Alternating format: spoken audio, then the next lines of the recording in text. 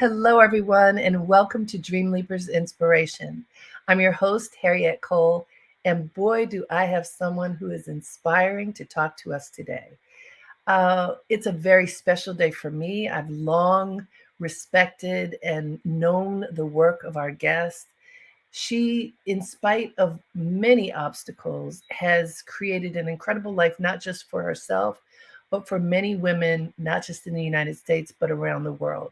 And what we know about manifesting greatness is that often it comes out of challenge, it comes out of strife, it comes out of difficulties that you may not even imagine. And that is something that is true for our guest. Let me tell you about her. She calls herself V now. She's formerly known as Eve Ensler. I'm sure you know her name. She created the Vagina Monologues, which is an iconic piece of work. She created V Day. So, on that day that some call Valentine's Day, she's letting us understand that we can stand in our power and we need to stand up and for women's safety, for women's lives, for all of us, women, children, and all vulnerable people around the world. A few things you should know about her.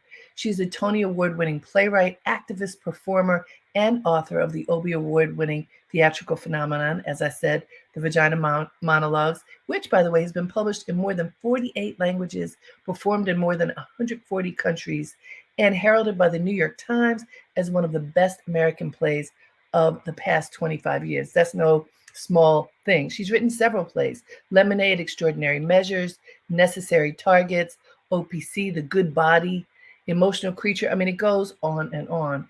She created what she's written books. One of the books that we will talk about today that is just so moving is called The Apology. I want you to understand what that is about. She also she's the founder of a movement, 1 Billion Rising, the largest global mass action to end gender based violence in more than 200 countries. She is one of the founders of A City of Joy, which is a revolutionary center for women survivors of violence in the Democratic Republic of the Congo. And she did this along with Christine Schuler Deschriver, I hope I said it right, and 2018 Nobel Peace Prize laureate Dr. Denis Mukwege. And I met her at an event at Roosevelt House at Hunter College just a couple of weeks ago here in New York City with Dr. Mukwege talking about the incredible work that they're doing in the Congo. So let me stop talking and introduce V. Welcome, V. Thank you. I'm so happy to be here. I'm such a fan of yours, so it's so Oh, exciting that we get to be together at last. it is wonderful. And I created this platform, V, called Dreamleapers, which is all about helping people to access and activate their dreams. And one of the things that I know, as I mentioned, is that dreams come from all different places, from often from early experiences in our lives. And you have committed your life to helping the vulnerable, girls, women, children, all over the world. And I mean, really committed. You've gone to countries, you've planted seeds and worked hard to help people. And you've also been very open about your life. And one of the projects that you have really exposed your your exploration of your experience was this book, The Apology. But you share openly and painfully that you were sexually and then violently abused by your father from a very, very young age. And many people stay broken. And somehow you have been able to rise and thrive and help others. I just would like for you to talk just a little bit about your growing up experience at that vulnerable child starting at age 5 and what happened and how you survived. Hmm. It's a good question. I think those of us who've been exposed to violence at a young age, whatever form of violence, whether it's literally physical violence or sexual violence or racial violence, or we can go down the list. We are we're very artistic and creative in our abilities to survive. We come up with all kinds of things, and I think for me, at a very young age, and I don't know why, I just thought to myself, I'm gonna survive this, and then I'm gonna go back for the others. It was just, Mm. and I will tell you this really funny, kind of beautiful story. When my father would beat me or do horrible things to me, I would go and I would pick up the telephone at a very young age, and I would call this imaginary character named Mr. Alligator, and I would say, "It's time to pick me up. It's really bad here." And I would say it really loudly so everyone could hear me. And of course, everyone made fun and said I was pathetic and tragic. But I would pack my little, like a little lunch pail, and I would put my, magic markers in it, and maybe like an orange. And then I would go and I would walk to the end of our sidewalk, and I would sit all day, and I would wait for Mr. Alligator to come. Wow. And he didn't come, but I always knew he was helping other children who were worse off than me. And so I forgave him. And I just knew he would come the next time. And I'll tell you an amazing thing that happened. Many, many years later, I was at the opening of this safe house that we helped fund and support in Kenya. I met this amazing woman named Agnes Pariah, who had been walking through the Maasai land, stopping the practice of female genital mutilation because she had been cut as a child herself, and she was stopping the practice. And I fell in love with this woman. I couldn't, she had this box of a female torso, and she would show all the Maasai people what a healthy vagina looked like and what a mutilated, and she had literally stopped the practice in hundreds of people. So when I Wow. met her, I said, "What could we do for you, Agnes?" And she said, "Well, if you got me a Jeep, I could get around a lot faster." So we bought her a Jeep, and she reached 4,500 women. And then we Oh, said, "What else?" And she said, "Well, if you gave me money, I could open a house and girls could run away, and we could protect them until they were safe, and then they could return to their families without the cut." So we gave her the money. And 20 years ago, I went to the opening of the house in Kenya. And it was one of the most emotional moments of my life. I mean, all the girls were singing and dancing, and they greeted me, and it was just so beautiful. And I looked down at the path to the house, and it was the same stone mm. as the path of my childhood. And I went, "Oh my God, it's taken all these years, but Mr. Alligator finally came." Oh, And it was uh, just like the most amazing realization that if you, in your mind, hold this idea, that this force will come to get you and lift you, right? There it was. There it was. And it was years later, right? well, isn't that how it works? I mean, you talk about forgiveness in this incredible book, The Apology. You are writing from the perspective of your father, right? Yeah. And first of all, just the idea that has a man ever truly apologized for the terrors that some of them, not all for sure, that some of them uh, do to us? And you say in 16,000 years, no man has ever truly apologized, which is just, Not publicly that we have a record of. that is so incredibly frightening to just sit with. And I sat with that thought. But, I first of all, forgiveness, I think, is one of the most difficult things for us to do. And you say no victim should have to forgive.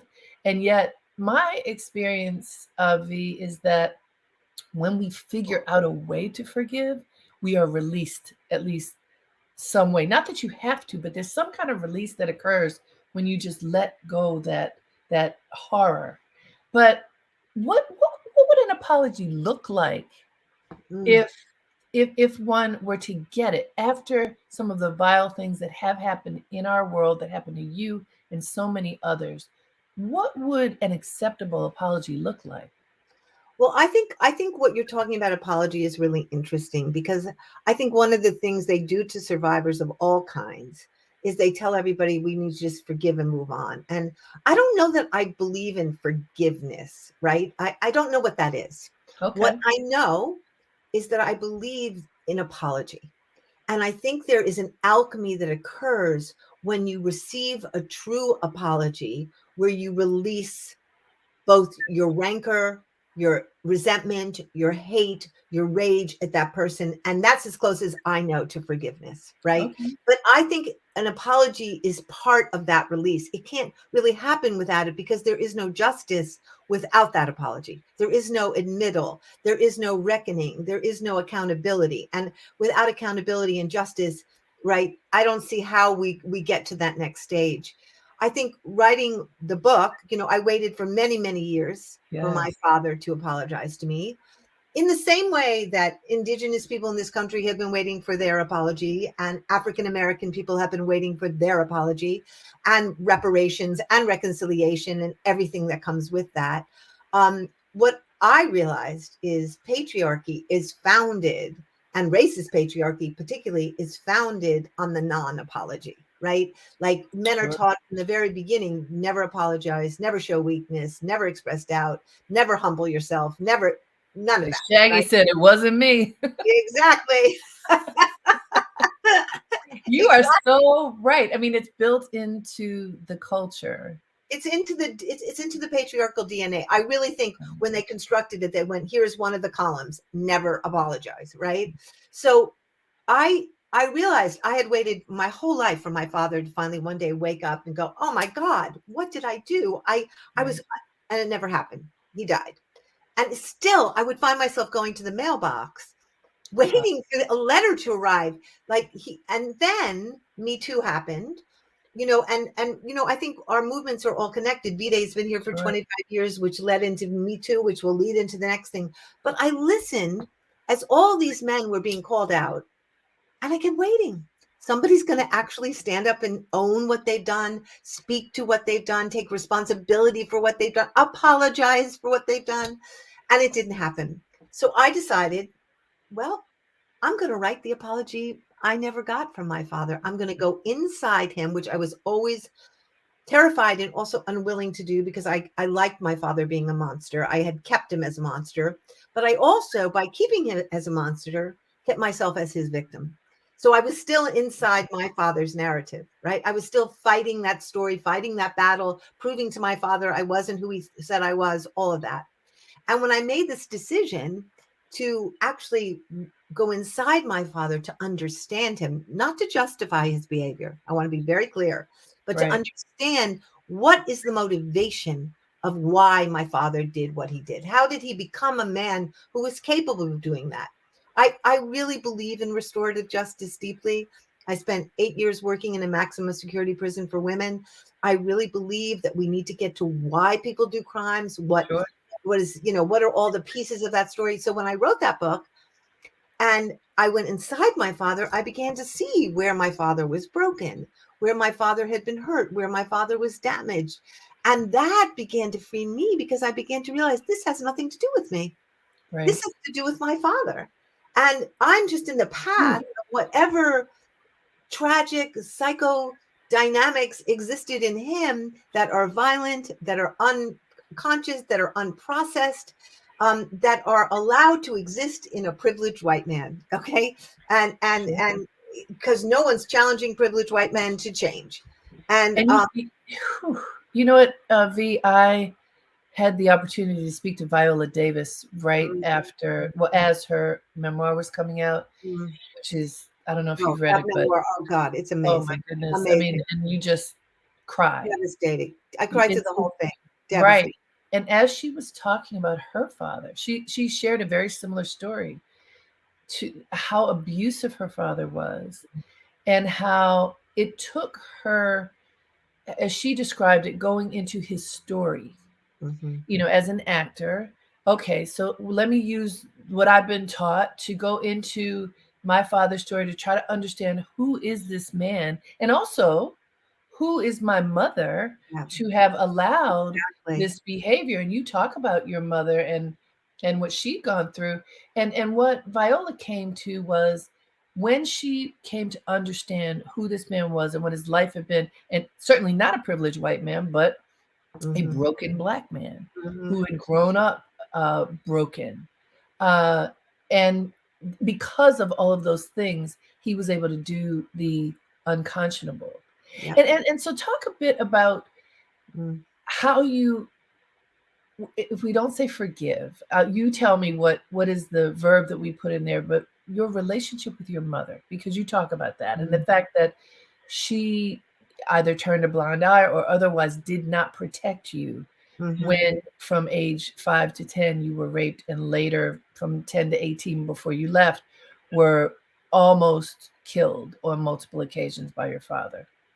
You know, patriarchy breaks us all. Racist patriarchy breaks us all, and we're all either predators as a result of it, or victims as a result of it. We're all outside our bodies. We're all living in a trauma state. Um, so my mother was of her generation, right? She was of that generation where women don't talk back to men. She had grown up very, very poor in the Midwest, and my father was her way out, right? Mhm. She didn't have to be poor anymore. So there she was with 3 children. When I confronted her and I asked her, why didn't you leave? Why did you allow? She said, look, if I'm really honest, I sacrificed you. I sacrificed you. I could not bear the idea of being poor again. I had no skills. I had 3 children. Where was I going? And as painful as that was to hear, I also understand it. Where are you going to go as a woman who has no skills with 3 children? What are you going to do? So she made a Wow. decision that was something she would tolerate. And I must say, in my mother's defense, I confronted her and we went through a very intense journey where she owned her piece of it completely. She owned her piece of it. She made amends. She apologized. She went deeply into it with me. And before she left this world, I felt we were clear. We were clean. We were clean. I don't feel like she was my mother.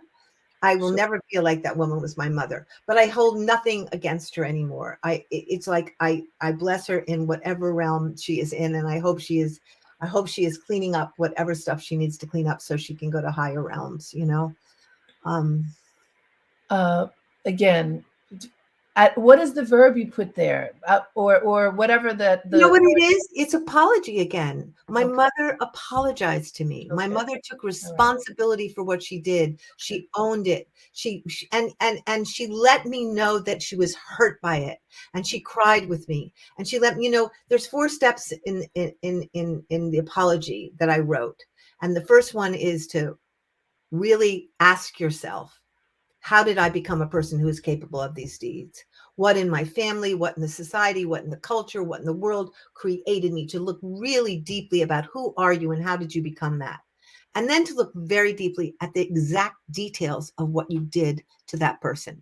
To say to someone, I'm sorry if I hurt you, or I'm sorry if I raped you, that's not enough. It's Right. got to be, I'm sorry that I came into your room in the middle of the night and took you, like, detail, detail, detail, because that's where the person you're apologizing to will get freed. The Mhm. liberation is in the details, in the details. And then the third is to go, what were the long-term impacts of what I did to that person?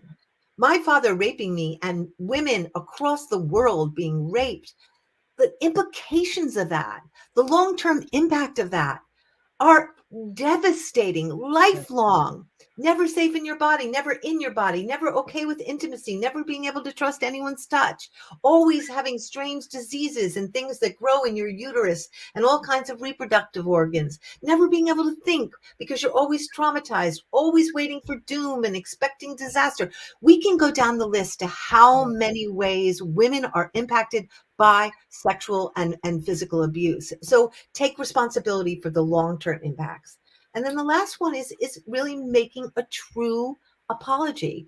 And this takes time. We teach people how to pray, right? We teach people the importance of prayer, the importance of meditation. We don't teach people how to apologize.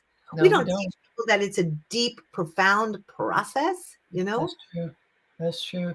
The fact that you talk about this, I think, is incredibly powerful. Just starting with you as a white woman who today appears to be privileged. Clearly, from your upbringing, you were not. But today you have that persona. And I know what people think. People think, oh, it couldn't have happened to her. She's different. And then having a platform, oh, it couldn't have happened to her. Her life is perfect. And the fact that you talk about it and that you tell the truth about your story, I think is so important because to me, this is interesting, but I believe this.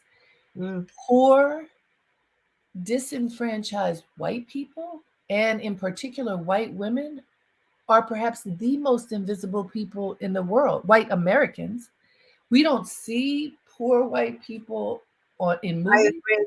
I on agree. television. If you go around the world, you don't see poor white people in That's the why they're image so angry, because they've been completely abandoned and completely they are treated like eliminated. eliminated, eliminated. And I'm really happy you're saying that. You know, when we were at City of Joy one day, I was doing a class with all our girls in Congo, and I was talking about why we need to say vagina and the importance of telling our stories, right?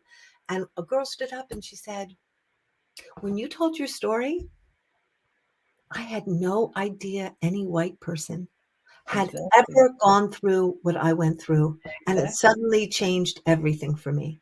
I didn't feel the shame, I didn't feel the embarrassment, I didn't feel, and for me, I have to say, if 1 out of 3 women on this planet Yeah. have been beaten or raped, that's a lot of white women too. That's every woman on this planet. And I've toured this country with the Vagina Models, I've toured it with shows, I've toured it with books. The number of women who line up of every race, of every religion, of every gender, to talk to me about how they've been beaten, how they've been raped, how they've been incested. I mean, it's off the charts. Yeah. So this is what actually brings us together. This is where our solidarity is made if we let it be. Why I've always believed that violence against women and trans women and non-binary people, this is where we can rise together, because Mhm. we all know what it means to have somebody, or most of us. And if it hasn't happened to us, it happened to our sister, or it happened to our best friend, or it happened to our True. mother, or it happened to our aunt.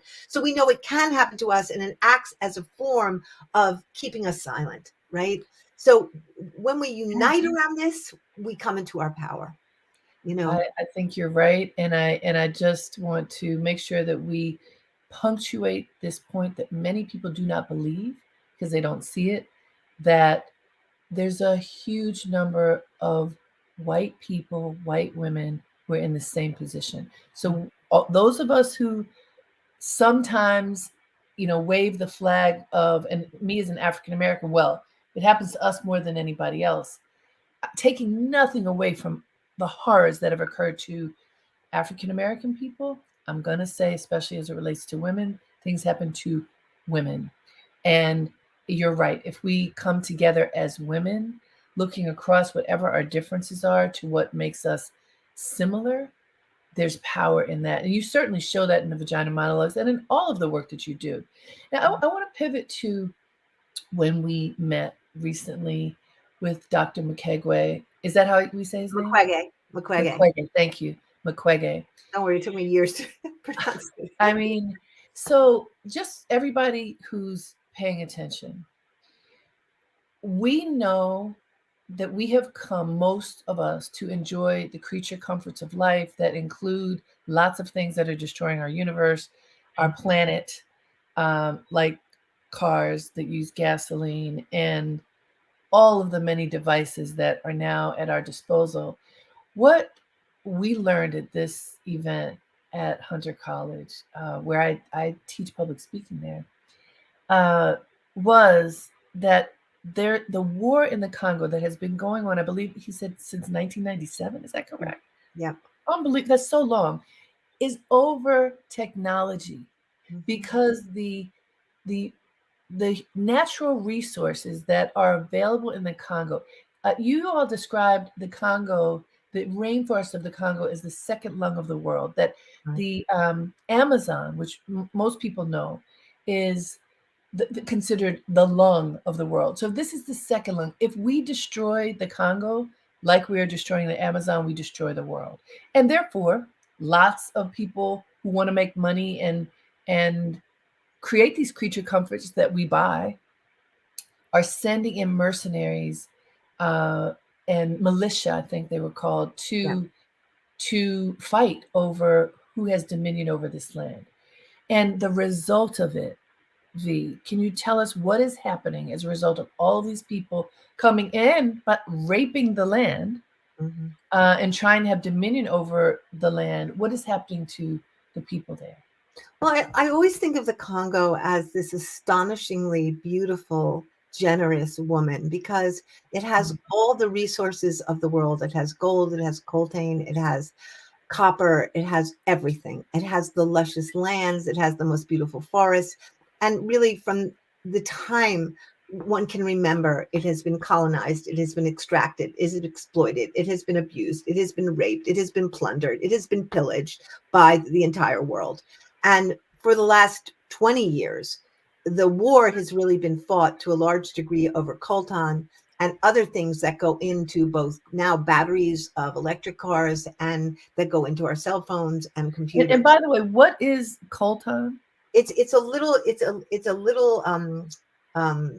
mineral that goes into our phones, and it is used for our iPhones and for PlayStations and for computers. And you get these in the mines. And what they do, the militias, is they send militias into mining towns. They have them rape.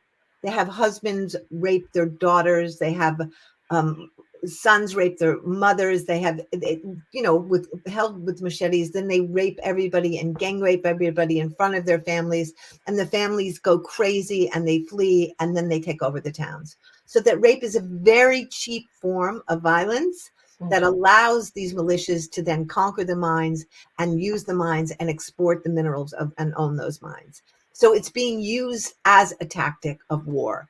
Mm. And what we see, now is like whenever there is a new mineral that evolves, like now the minerals that are being used for batteries, that's a new onslaught that's beginning to, and so many countries are involved in the extraction and the intervention in the Congo. And what has happened is, over the last years, at least 9 million people have died, and hundreds and thousands of women have been raped, re-raped, re-raped. It is. And when I first went to the Congo almost 20 years ago, I had been in a lot of war-torn countries. I've been in Bosnia and Kosovo. I was in Haiti. I was in a lot of places where I was in Afghanistan. I had never seen anything like what was happening in the Congo. It was like where racism, colonialism, and capitalism all merged in this fiery cauldron on women's bodies. And it was all being enacted on women's bodies. And I think, you know, I have to say this, that having worked with Dr. Mukwege and been speaking with Dr. Mukwege for years and years now, and trying to wake up the world to what's going on in the Congo, it's been 20 years.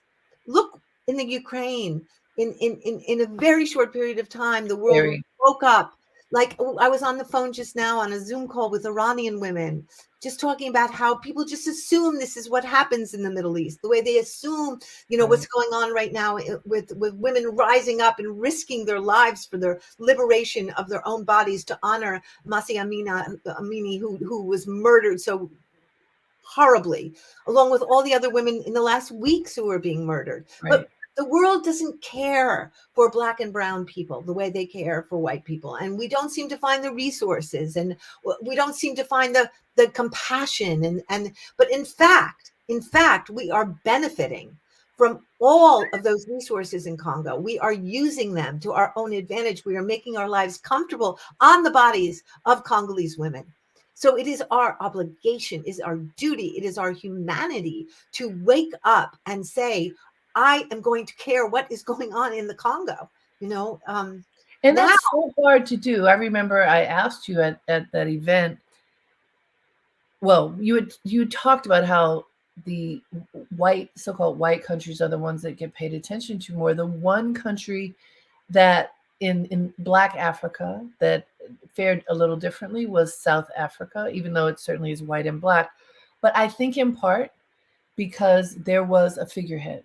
Nelson Mandela was a pulse point. And I mean, he served his time undoubtedly, but the world finally gathered and decided that we will freeze our resources, we'll take them out, even though they were making tons of money. yeah. What can be done?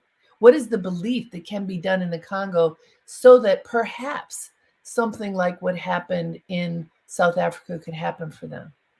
Well, I'm banking my money on two things. One is, City of Joy is both a leadership center and a sanctuary, and we I am doing my job to help support this, but it's run by Congolese women only, and it is theirs, and they own it, and it's their center, and I help fund it. But they are creating leaders, women who are going to rise up and be grassroots leaders who are eventually going to take that country back. I truly believe that. And when they leave City of Joy, they are powerful women, and they are beginning to change their communities. So when we have enough of those women graduated, we will have a cadre who will be able to really begin.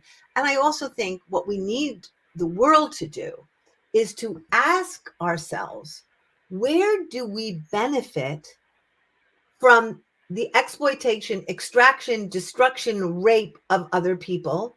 And how do we change that? And if that means looking at, okay, I'm going to say to my iPhone company and I'm going to say to my computer companies, I'm not using any of this any longer, as long as at the other end of this story, a woman is being raped, then that's what we should be doing. It's waking ourselves up and becoming responsible for the actions we take in the world and the products we use and the way we operate in the world. And I think that's a big part of it. You you Educating yourself. you told a story, V, that I'd like for you to share now. That was your aha moment when the little girl was sitting on your lap in the Congo. Tell that story. Mm, yeah. I think I when I first went to the Congo, it was pretty overwhelming the first weeks there, because I was just listening to story after story after story, and the stories were so extreme. I just had never heard stories like that. I can't repeat most of them without traumatizing people. But there was this little girl, and she was just so sweet, and she, I think, had been raped by she was maybe 5, 6, 7, 8 years old, and she had been raped by a group of soldiers, and she had she she she was peeing on herself. She peed a lot, you know what I mean? She couldn't hold her pee, and she wanted to be hugged, I could tell, but she was really scared to be hugged because she was scared. And I said, I don't, and I just grabbed her and I hugged her, and she was so happy to be hugged. And because her parents had all been killed in the war, and she was an orphan, and she was sitting on my lap, and she just peed all over me. And I I've never felt more, I just felt it was one of the holiest moments of my life. I felt like I'd been baptized. I'd somehow, I'd become part of that story in that world. And I knew I would do everything in my power for the rest of my life to support the women of Congo. Like it just happened in that moment. And I feel, I feel every time I see a new group of women come to City of Joy, to be honest with you, I could get very emotional about this. And Sure. I hear the stories of what women are going through and what they've been through and what people have done to their bodies and how they've been treated and made to believe the things they've made to believe about themselves and what they've been through. And the fact that they still love, they still connect, they're still generous, they're still joyful, they're still alive. It's so miraculous that I agree. I feel like, okay, you've got me for life. I'm going to give everything I can in my power to. Well, and one of the things that you said, just to complete that point about that girl whom you hugged, is that the light went off for you, that my cell phone is Oh, responsible for yes, what happened exactly. That's to exactly this right. child. It is like, oh my God, I am And that's connected to the. powerful. Yeah, yeah, That's powerful. And you need a wake up call. Like, how many airplanes are you going to get on? How yeah, many? But like, you need to, because even for you, how are you going to get to all these women if you don't fly there? It takes too long to do it on a boat. So there are there's yeah, so much yeah. impacting this simple word technology and the impact. And I think about Eve. I spent a lot of my early career working in fashion, and as we talk about sustainable fashion today, and also just what is fair pricing around the world. One of the conversations that is very prominent right now and important for everyone to know is, if you buy something that costs $5 and you are pretty sure it probably should cost more than $5, like let's say at least $35, just to give Hmm. simple math, but you got it for 5. who made it? Mm-hmm. And what kind of life does that person have? And Mm-hmm. this is what the conscious people in the fashion industry are talking about today. It's that same point. Like, Yeah, what to what end? Because people complain all the time if things are very expensive. But what about that super affordable fashion? Who is suffering? Where? And there's a wonderful book that talks about this. But the point that I'm making is, in every industry, there is greed. And mm, in every industry these days, there seems to be a significant pushback. No, wake up, be conscious yeah. and intentional about what you're doing, and how you spend your time and your money, which has an incredible impact on all of us. Exactly, exactly. No, I mean, I've spent a lot of time in Bangladesh and I've been in that factory that collapsed where the workers were sent in that day, right? And you just see it's always women, right?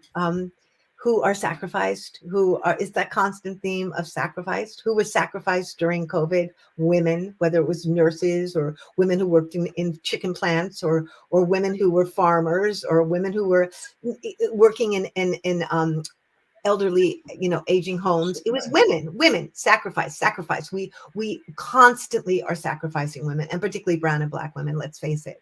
I mean, in this culture.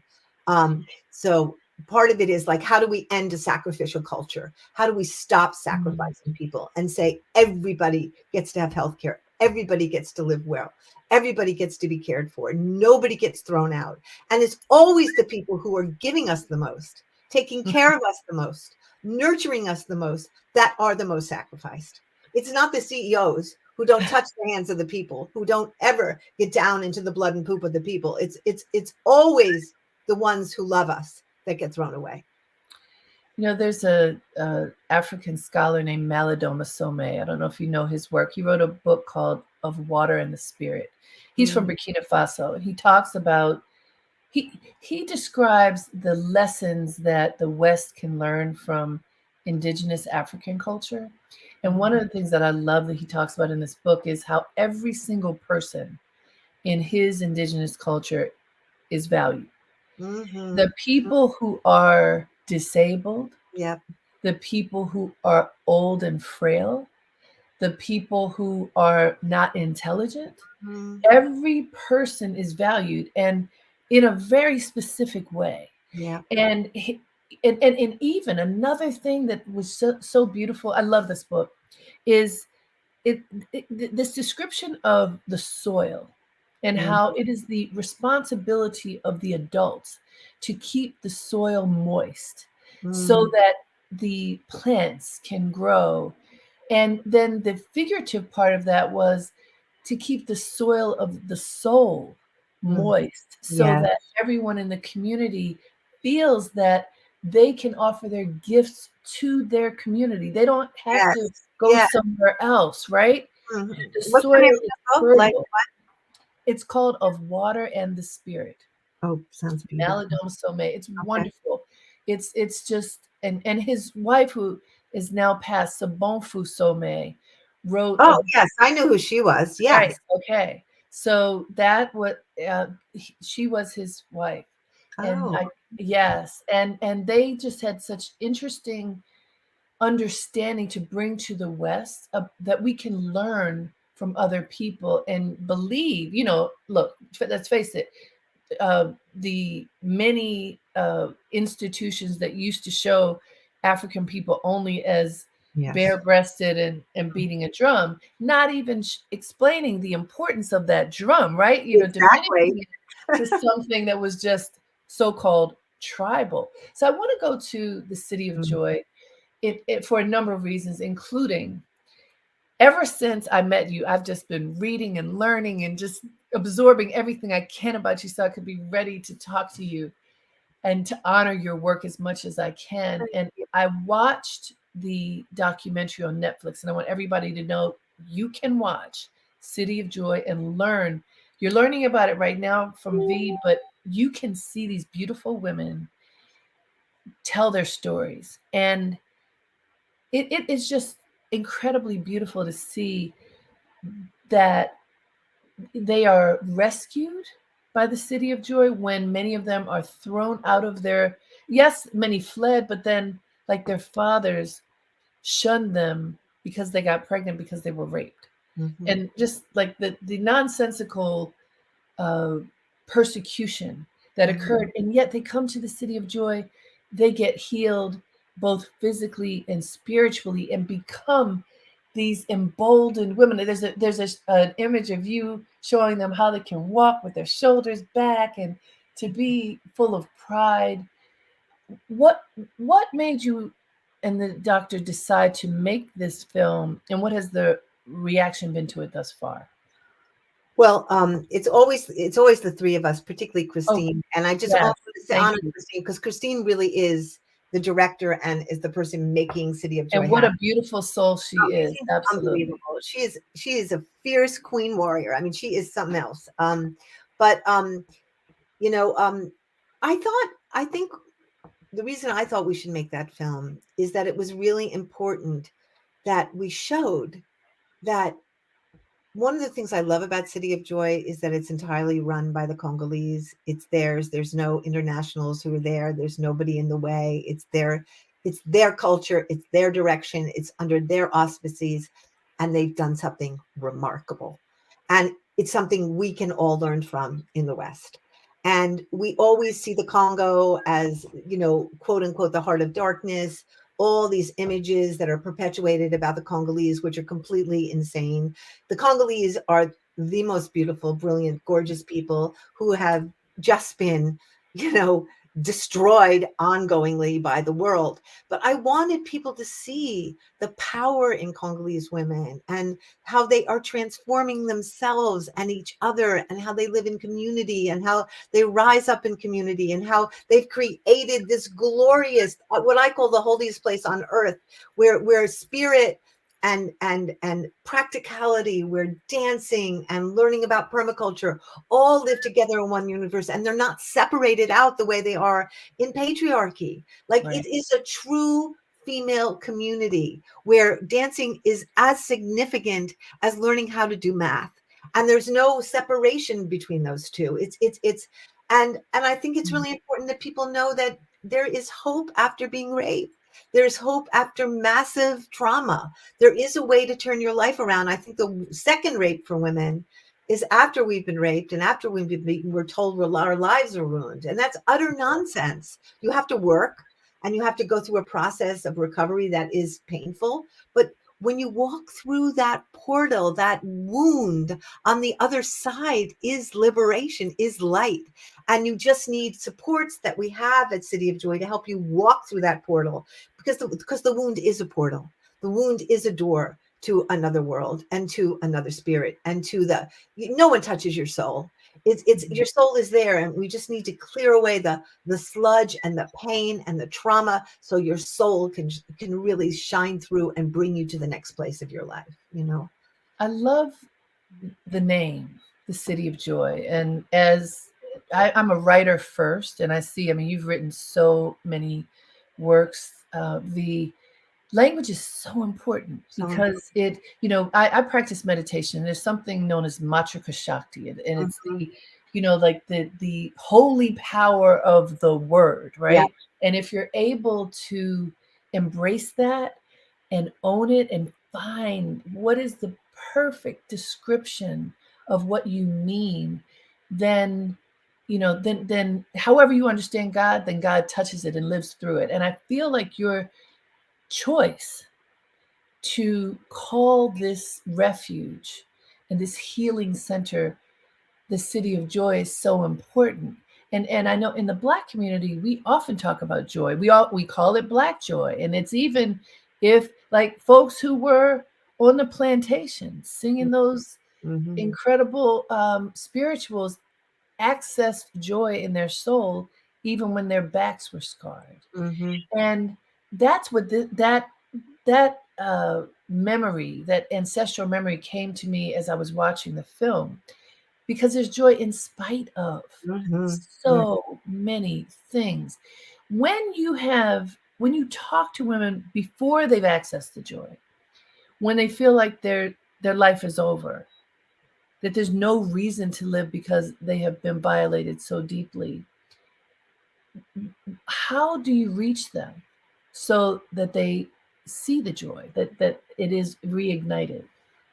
Well, I think one of the really beautiful things, I remember when we called it City of Joy, people would say, how can you call it City of Joy? It's for abused women. And I would be like, no, because it's an aspiration, Mm, because it's a determination, it's a destiny. You see, that's what we're saying. This is going to be the City of Joy, right? And it is the City of Joy. I have never felt the kind of joy I feel there. Oh my God, it is. But I think, one of the beautiful things, there are 10 guiding principles at City of Joy.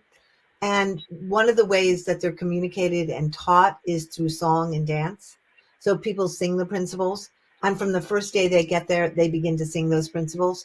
And so song, dance, theater is right away. And from the mhm, many women come from different tribes because they come from, it's a national program. So the program works where different women in all these different women from different tribes are put in the same house together. So everybody begins to share the songs of their house and the dances of their house, and that trading and that exchange becomes joy because you're yeah. learning each other's dances and you're learning each other's music and you're learning each other's rhythms and you're learning, and I think when you come into City of Joy, it is just an aura of joy. The Mhm. women who work there, the mamas who work there are, I can't even tell you how full of love and care they are. And you know that the minute you touch them and the minute you see them, you know you are in the presence of majesty, the presence Mhm. of grace, the presence of radiance. And I think women know that because women start crying the minute they get there because they have a bed, because they have toilets, because they have, Mm, many women are coming from the forest. They haven't had a toilet ever. wow. They have never had a bed. So they can't even believe that they have a blanket and a bed. This is such a huge luxury for many women. And then to have women who love you and sit with you and know your story and want to hear you and take care of your body and feed you, and it's just it's just beautiful. It's just beautiful. When I listen to you and the doctor speak, you acknowledged, and then he said that there was a moment when he felt hopeless. That before, this is almost 20 years ago, I think it was. And what I heard that was really powerful, V, is that because you were there, and in particular he talked about you because you were there, and then others were there to make sure that he knew he was not alone. Mhm. That helped to reignite his belief in the value of this work. Because he even said, someone asked him, you know, what does the Nobel Peace uh, Prize mean to you? And he says, well, it gives me a bigger mouthpiece, but the Right. work is still, it's still like trudging through. And so I want you to describe, what can people do? That the fact that you stood up and have made this commitment to support in this way is fantastic. What can the people who are listening do for the people of the Congo and wherever there may be a need? What can regular person listening right now do to make a difference? That's such a good question. I think what is solidarity? To me, it's the most important thing in the world, right? I don't believe in allyship so much because I think allyship implies some hierarchy, like I'm being an ally with you. In No, no, actually, like you're not being an ally with me. Like when white people think they're being allies to black people, I'm like, no, no, no, you're the problem. You're not being an ally to black people. You're the problem. Do you understand? Like, so I feel like solidarity is a very different thing. Solidarity implies I am equally in this struggle. I am equally responsible in this struggle. I have an equally responsible role to participate in that struggle. So each person has to figure out what that is. What is that equal role of participation? And like, let's just take the Iranian situation right now, Mhm. where Iranian women are on the front lines in the streets of Tehran and all over the country standing up for their rights and getting murdered and getting beaten. What can we do here in the West? Well, we probably can't solve that situation. We Right. certainly can put, pressure on our officials to be in alignment and solidarity with the people of Iran. But what we can do is make it important to us. What we can do is educate ourselves about it. What we can do is put out what they're putting out and amplify their voices and let everybody know what's going on there. What we can do is not forget them. What we can do is see them and remember them and honor them and make them real and feel and be upset by it and let ourselves be constantly disturbed by it. Mm-hmm. Because when you're disturbed by something, you are compelled to act, right? Mm-hmm. I think so often we say, "Oh my God, the world's too much. I can't handle it. I'm going to turn that off. I'm going to turn that off." And the answer is like you can't ever really turn anything off. All you do is turn yourself off. All Mm-hmm. you do is shut yourself down. The more we open to each other, it may be painful, but when you're in solidarity, you're in life force, you're in life current, you're in life flow with somebody. And I feel like sometimes I think we all have there's let's put it this way. Sometimes there's this guilt factor, right? People being guilty. Our guilt does not do anything for anybody, right? What does stuff for people is love. And as Bell Hooks always said, love is an action. Love is an Right. action. It's an action. So, what is your action? What is the action you're going to make to transform somebody's life? And it can be as simple as sending $25 a month to the City of Joy. It can be, I'm going to go out and I'm going to get everybody in the world to see the City of Joy so they know what's going on in the Congo. I'm going to get everybody to read Leopold's Ghost, which is the history of the Congo, so we understand. I'm going to do research on, what are the minerals that I'm using that are destroying the women, and how do I start a campaign to get people interested in that? But the bottom line is, what are you going to do? Like, what's your action? And I think the older I get, the more I see that love is an action. It's an action. Like, how do I show up for you? How do I love you? How do I love you? How do I love you? That is Mm-hmm. the big question. How do you That love is the people big who are hurting? question. You know? As I was listening to you now and previously about the Congo, I'm sure you've heard people say this, but it reminded me of Black Panther, like Wakanda. The vibranium is that mineral, and in that film, they tried to make sure people didn't know Yeah. because there was the premonition that it would destroy the country, and sadly, we're seeing greed um, destroy our world. It's not new, but the devastation has become amplified. Boy And has.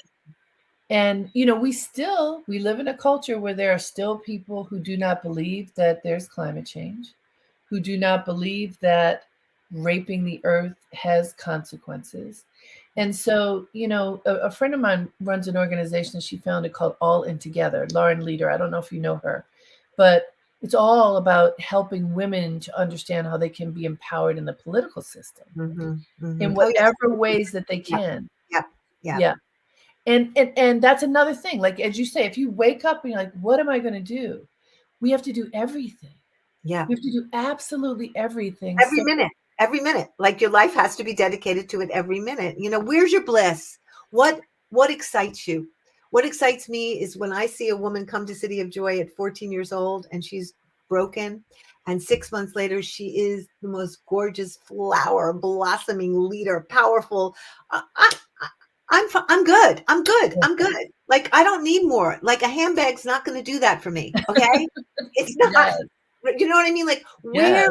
where does your real fulfillment come from? Where do you what keeps you wanting to be alive, right?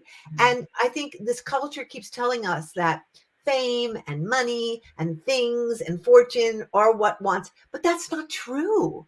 Like, having this conversation with you keeps me wanting to be alive, right? Like, Yeah. we're trying to understand and probe deeper and go further to understand how we're going to change human consciousness. That's what keeps me wanting to be alive. And I think that's true for most people once you get rid of all the capitalist nonsense that's on top of it. But there's so much. That's a There's pretty so that much. means so as we come to a conclusion, I'm interested in knowing because you've been all over the world. You spend a lot of time with women in different parts of the world. What are some of the threads that you're finding um, of solidarity, of unification, that folks who haven't had the benefit to travel like you would would really want to know?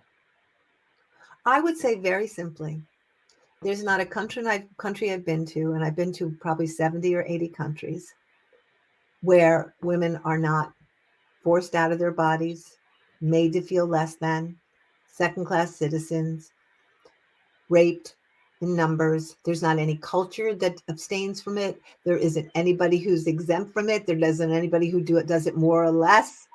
Mm. And what I will tell you is women everywhere in the world want to be free, want to be safe, want to be cherished, want to be in their bodies, want to feel sexual without threat, want to know that they can have their dreams and fulfill them, want to fulfill their desires without anybody telling them that they're bad or tone it down or don't be all that. And I think I've never been anywhere where that is not true. I've never been anywhere where the Vagina Monologues was invited at the beginning, whether it's Indiana or Pakistan, and where once it happened, a mini revolution began to occur, because all women across, all trans women, all non-binary people are dying to be free and rising to be free.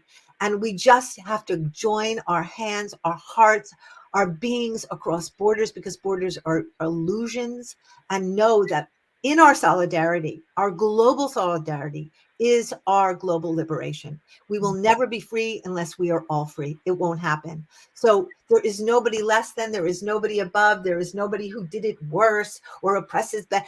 It's equal opportunity. Patriarchy is everywhere, right? Racism is everywhere. Capitalism has thrown its net very far and wide to destroy this entire planet. And what we have is our solidarity. What we have is our love for each other. What we have is our vulnerability. What we have is our sexuality and our artistry and our creativity. And that will always, always win if we are joined together.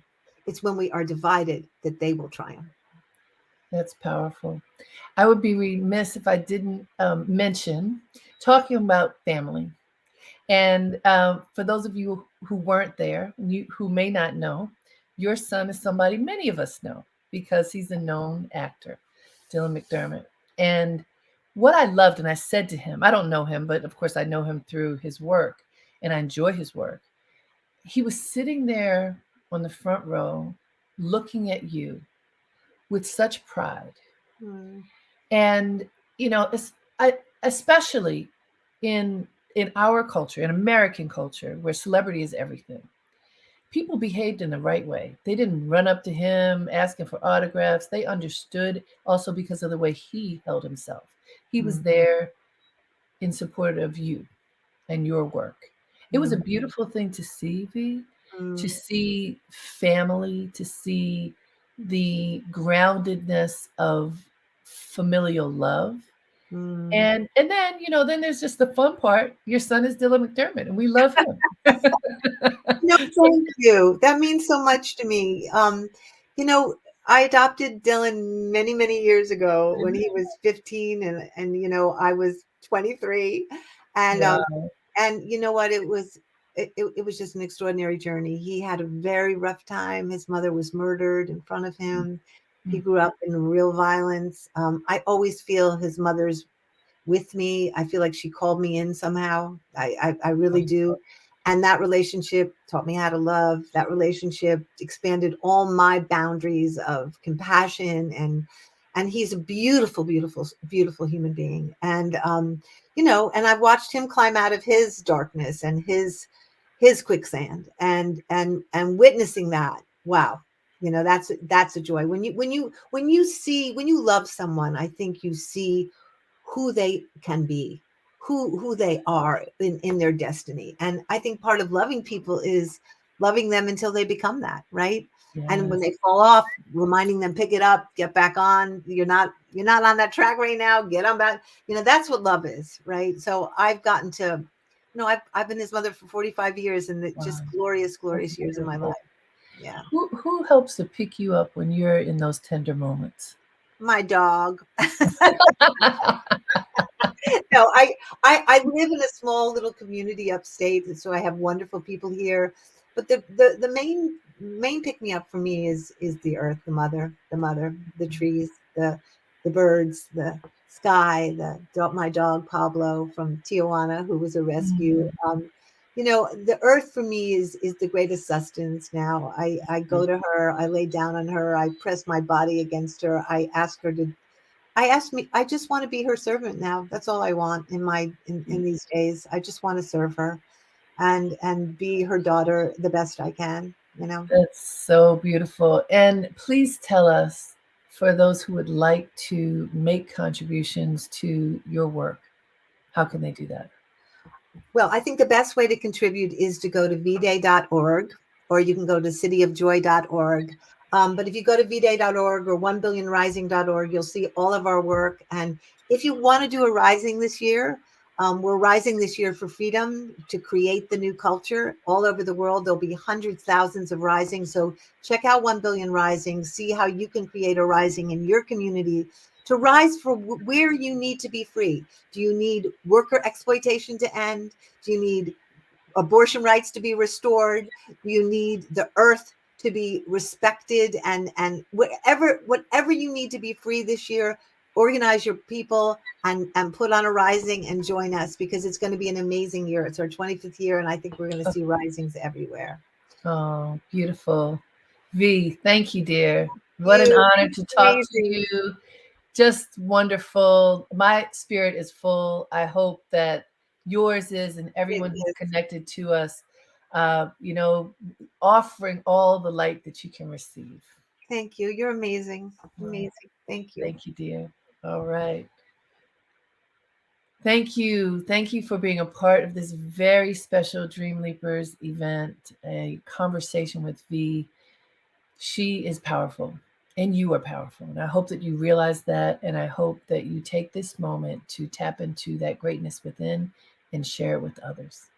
Until next time, have a great day and make it count.